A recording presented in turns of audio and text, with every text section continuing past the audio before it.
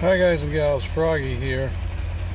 I just got back from a practice day, an autocross practice day, and I got 12 runs. The car ran perfectly. I shut it off. I packed my stuff up. I turned it on. It was hard starting because of the starter issue, but it did finally start. I'm pretty sure that's a separate issue from this right now.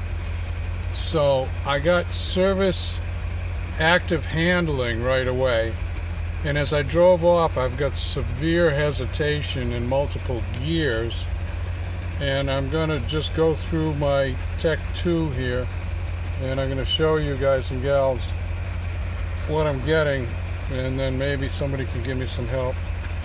So this is ECM.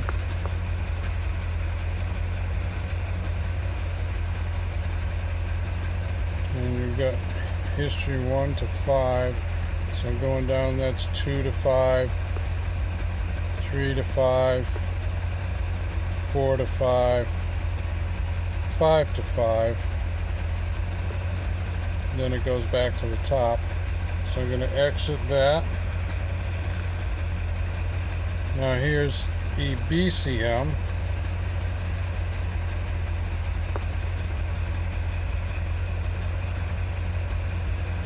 One of 5, 2 of 5, 3 of 5, 4 of 5. Now this is kind of interesting to me. This is crankshaft position sensor performance. This ignition passed and failed. Since clear, passed and failed. So that seems like it's pointing me towards crankshaft position sensor. Let's look at 5 of 5. Knock sensor module performance.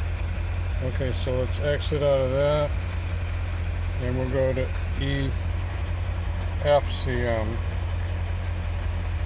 So we got 1 for EFCM.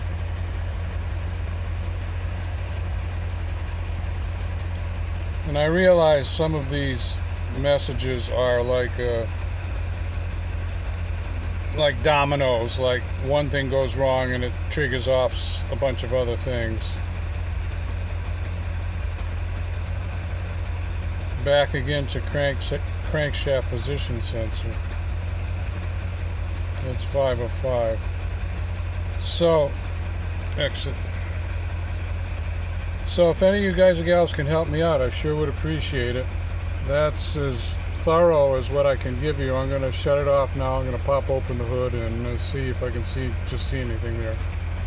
Okay, so now we're under the hood. You may recall the last time I was under the hood, the number 6 coil was burnt inside, barely firing, and the wire was no good.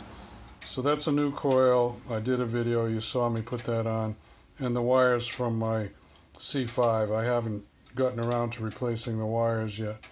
The only thing I see is that, I'm not going to touch it right now, that plug connection doesn't look to me like it's quite all the way on compared to the other ones, but it's a piece of rubber, so who knows. Now the only other thing I can think of, since the codes are calling out for crank position sensor, and since when I started it after the autocross, it was, trust me, excruciatingly slow the way it turned over, the starter turned over the motor.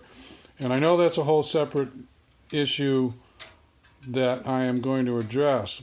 However, could that really terribly slow turning over, that slow cranking, have mucked up something or got something out of synchronization with the crank position sensor?